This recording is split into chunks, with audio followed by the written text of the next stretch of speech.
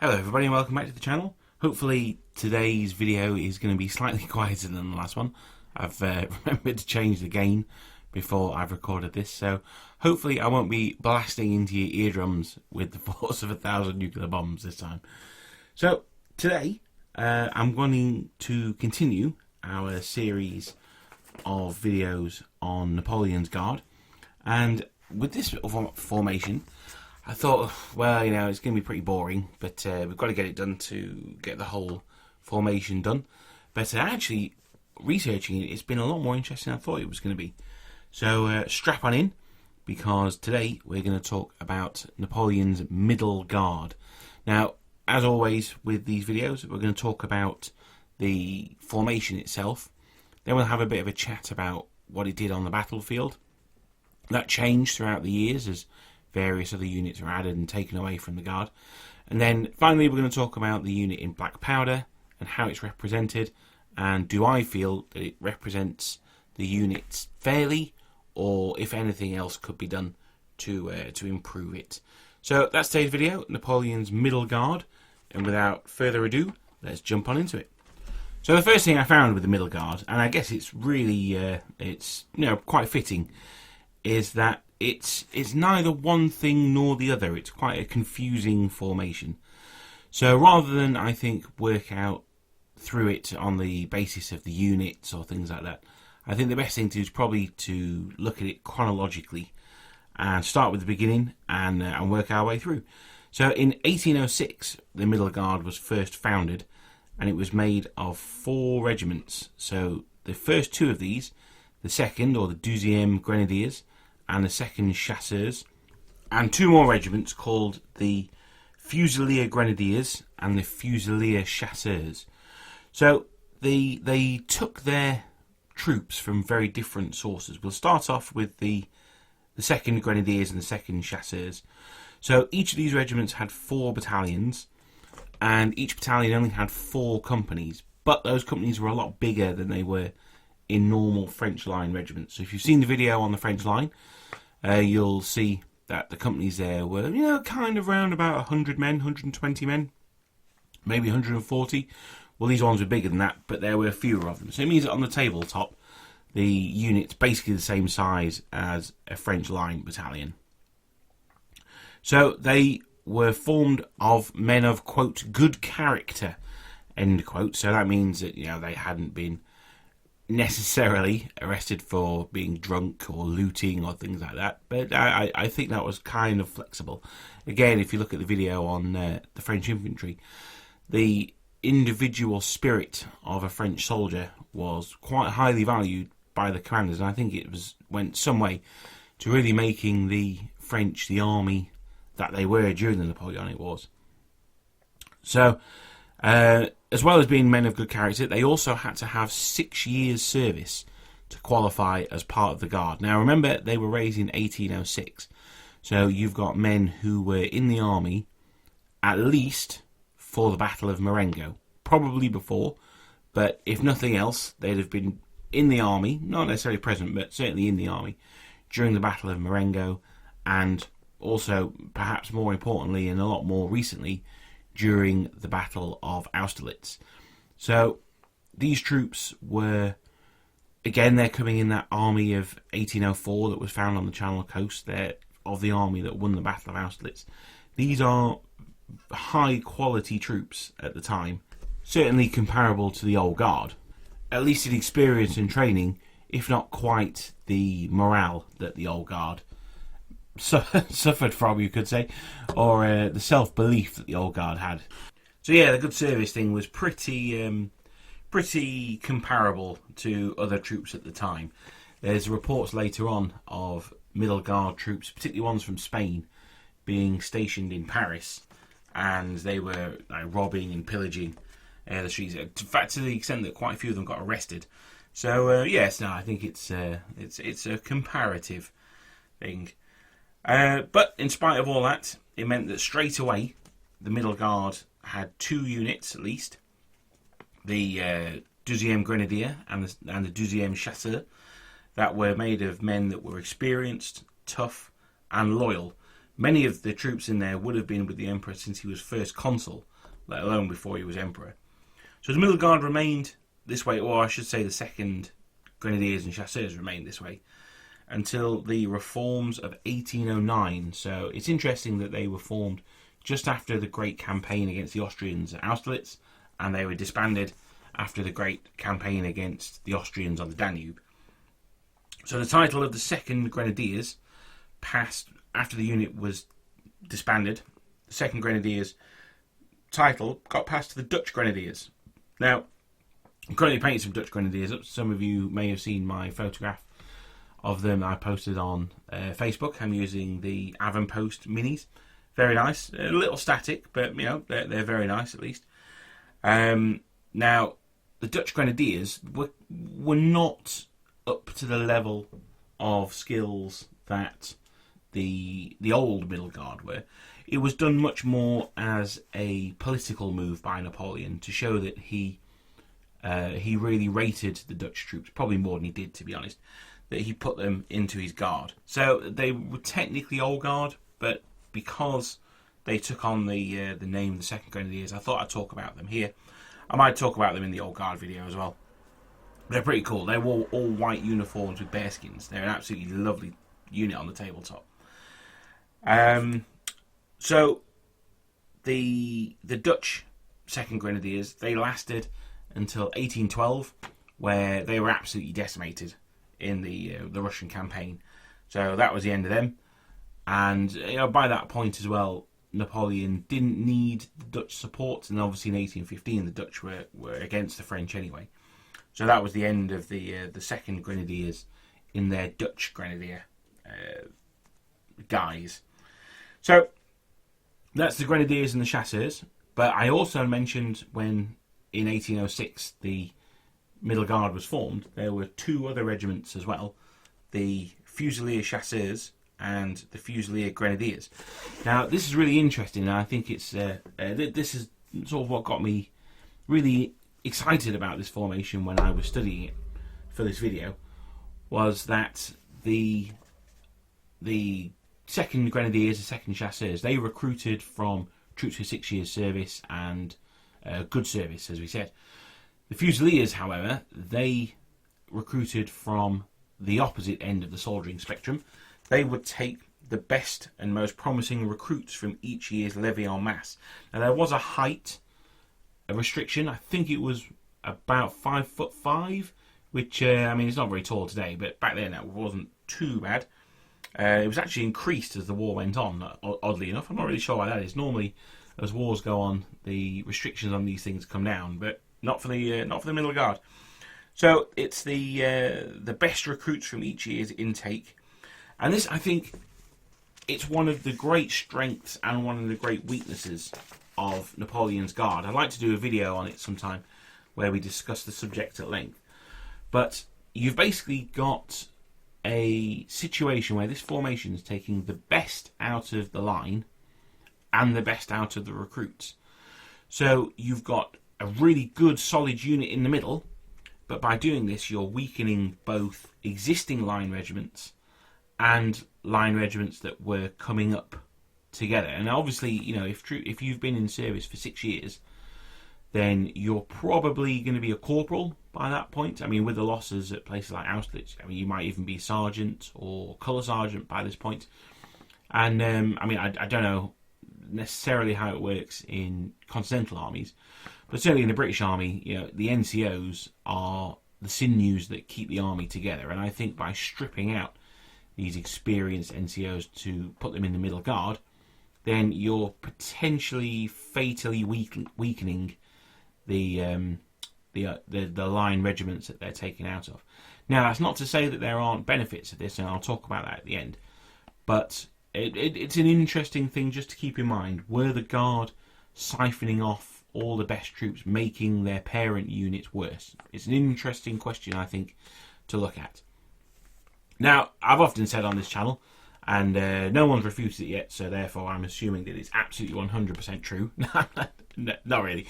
But I've often said that the 1905 Army of France is the best army in Europe since the Roman times. Now, I think this can be argued. You can argue the Prussian army, the 7 Years' War. You can argue the Knights of l'Ordonnance. You can talk about loads of different stuff. But I think the fact that they're even in the mix means that, if they're not the best, they're certainly a very good European army. And it means, and it comes about because, unlike most armies of the day, they spent 6 months, 9 months in camps training at core level. They did core level exercises, which is something that basically no one else did. So the whole of 1804 was spent doing this drill. Now, obviously, the Middle Guard wasn't there, but a lot of the troops who would form the Middle Guard were, they're the troops with the 6 years service. Now, not the Fusiliers, but certainly in the 2nd Grenadiers and Chasseurs, those troops would have been there. As the armies campaigned through the late 1890s, and sergeants, corporals, people like this got killed, even officers, then the less trained men, shall we say, the less experienced men, got promoted to fill those gaps. So if you're a soldier in 1804, you may be a private soldier. After the battle, I mean, this is just an example, after the Battle of, say, Jena, your sergeant gets killed, so your corporal gets promoted to sergeant, you get promoted to corporal. That corporal gets killed at the Battle of Aspern-Essling, so you get promoted in time for Wagram, you're a sergeant. Well, that's, you've done your years there. Okay, you'd be quite experienced. But if you were a soldier in Aspern-Essling and you're, the guy who has just been promoted to sergeant, he gets bumped up. Well, now suddenly you're a corporal. You've got maybe 6 months experience. So the losses of those battles of the noughties, as phenomenal as Napoleon and the army was in those times, you still have losses, and those losses weaken the army, not just in numbers of men, but also in the quality of men available. The fact that the Middle Guard's then creaming the best of the remaining guys off on top of that makes it a sort of a double dip of getting rid of the best troops from the line. I know I've mentioned this before, but I think it's important because it really goes to why the Middle Guard existed, and then why they were disbanded and reformed, and things like that. So the fact that the Middle Guard were disbanded in 1809 meant that that cadre of very well trained and veteran soldiers was spread out amongst the ranks. Now, it's interesting with the Middle Guard. In fact, we'll talk about this later when we talk about the impact of the Middle Guard. So, we talked about the Middle Guard creaming off the rest of the troops and saying, well, once you've been in there, you're a lot more experienced than the others. Well, that's not necessarily the case. If you look at, say, the Old Guard, you could have served in the Old Guard for 15 years and never fired your musket in anger. So, did that happen with the Middle Guard? Well, the Young Guard, it sounds a little bit weird, but the Young Guard were formed in 1809, so this is when the Middle Guard were being disbanded. And the Young Guard were Napoleon's first reserve. So, at, say, the Battle of Waterloo, he had 8 battalions of them, and they were the reserve that he would use. One of their first uses was Aspern-Essling, where they were used to shore up the right flank and kind of cover the ground between Essling and the Danube. So they held that ground there against Austrian cavalry mostly, but some infantry attacks as well. Until the Young Guard were created, the Middle Guard would form that role. They would be Napoleon's first reserve. So they saw some fighting, not as much as they would do later on. I think one of the things with the mid campaigns of Napoleon, the Years of Glory, is that he didn't need to use his reserve that often because he didn't lose. So when you're winning, you don't really need to use that final reserve. But the Middle Guard also had another crucial role, and this is where I've criticised the Middle Guard a lot in this video for taking away the best troops. This is where the positive of it comes through, and I think it's a massive positive. Just as the army of 1806, or 1805, sorry, was so good because it spent all that time training, the NCOs of the Middle Guard had some of the best schooling in NCO-ness of the Napoleonic Wars. They went to St Cyr, they went to NCO training schools and things like that. Now, this is where it becomes good. The Middle Guard NCOs then would rotate back to line units. Now, I'm not sure if they would go back to their original unit or if they would just, you've come from the 22nd Line Regiment, and after an engagement, the 35th Line Regiment needs some NCOs, so you get stationed there. I'm not really certain how that worked, but you would go from the Middle Guard as an NCO, and then you would transfer over to a Line Regiment, and you would take all that training, all those skills, and to an extent that morale level with you, and I think that's quite important as well. All right, I'm sure the men almost looked down on envy at the Guard, but there was also that grudging respect for them. So everyone wanted to beat them. So you just can't admit it. So I think an NCO who had been in the Middle Guard would have really had that cachet that perhaps just a line promoted corporal or sergeant didn't.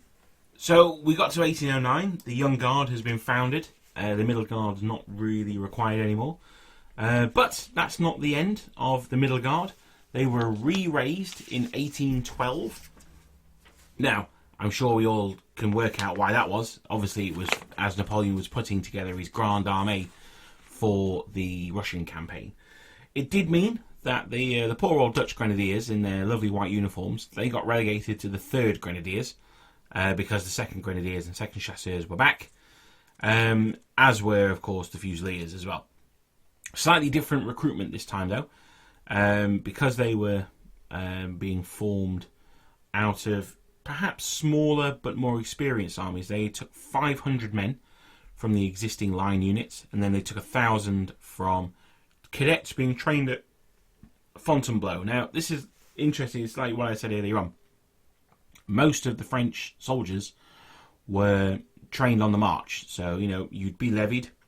You'd turn up to your recruiting station. You'd say, right, your unit is in Hamburg or Madrid or any place in Europe, really. Warsaw.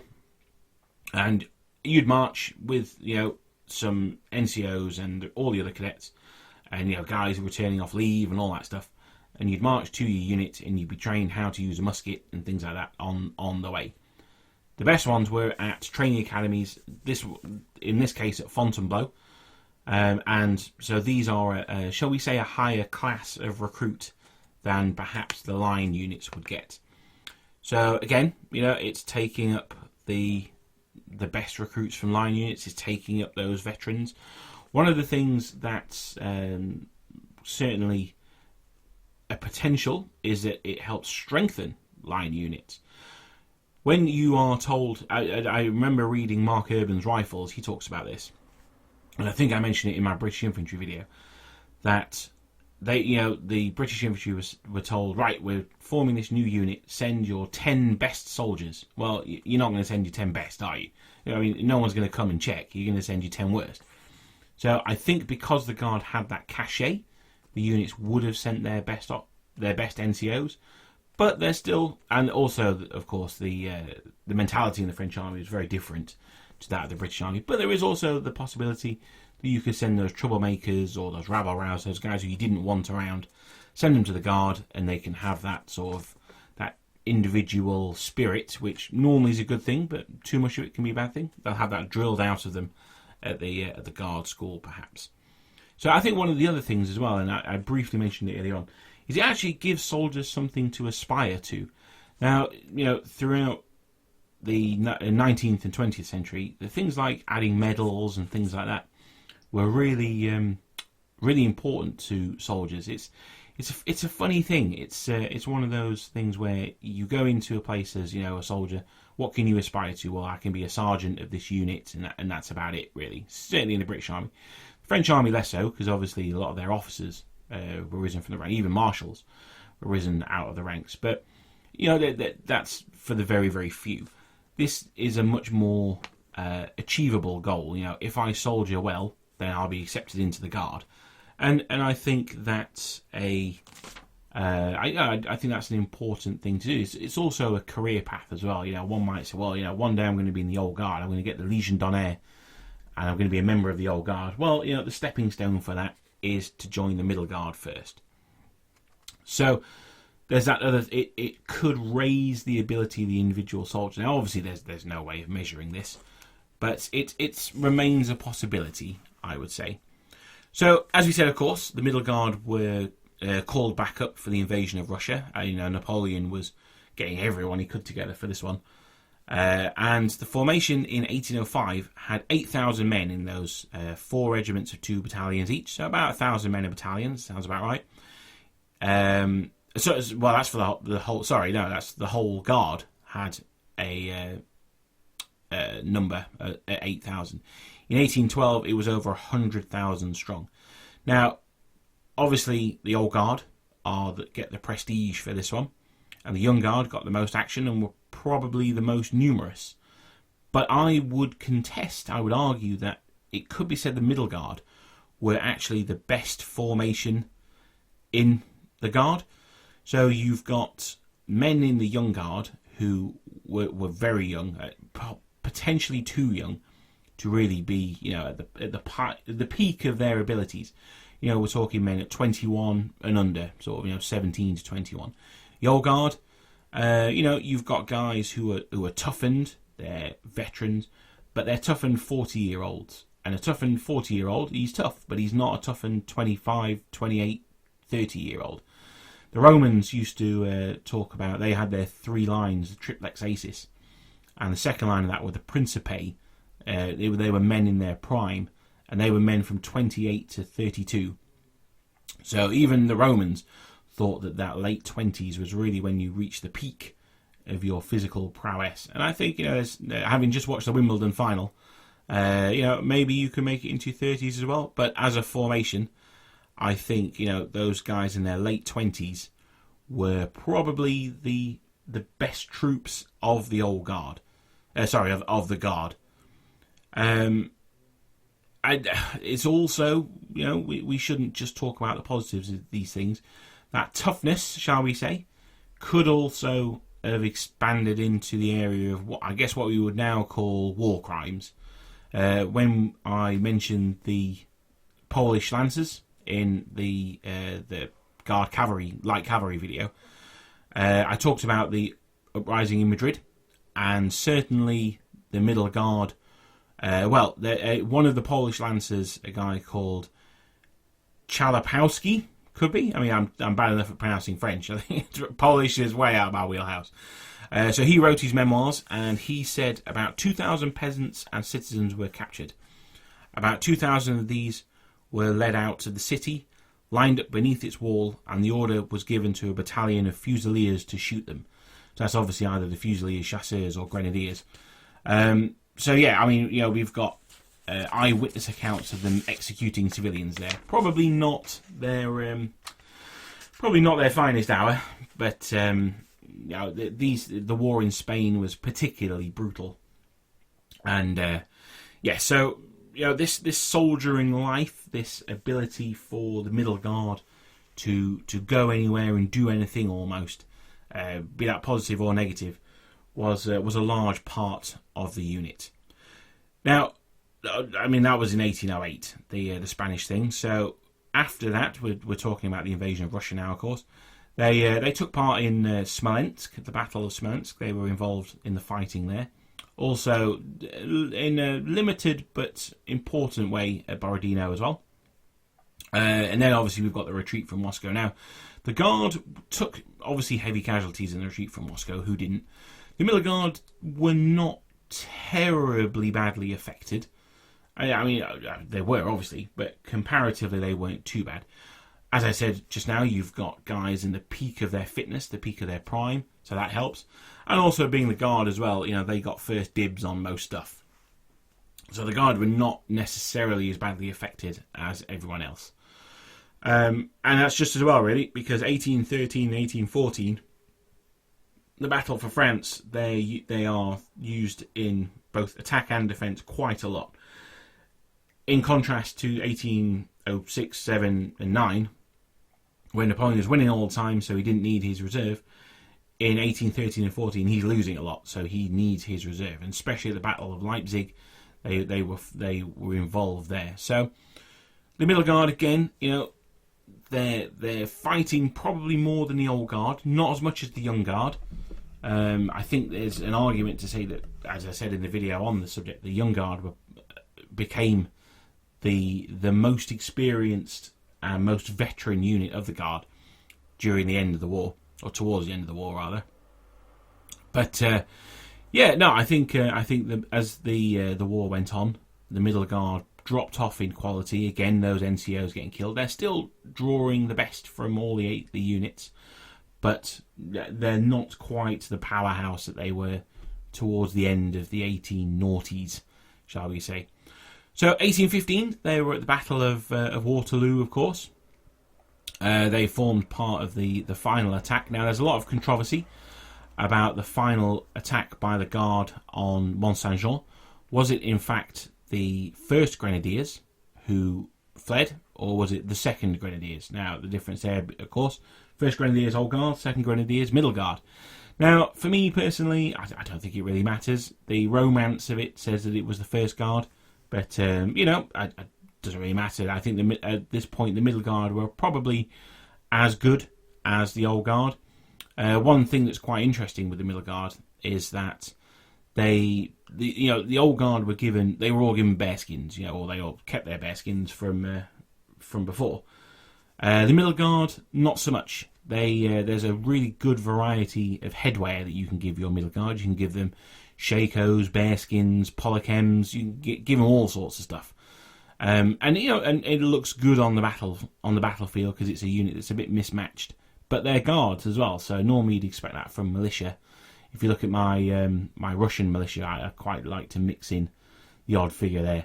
But so the Middle Guard at Waterloo, they were as effective as any other Guard regiment, perhaps slightly better morale-wise than the Young Guard. I think the Young Guard were just glorified line troops at Waterloo. But if it were them that were defeated, or the Old Guard on the ridge, I don't think it really matters.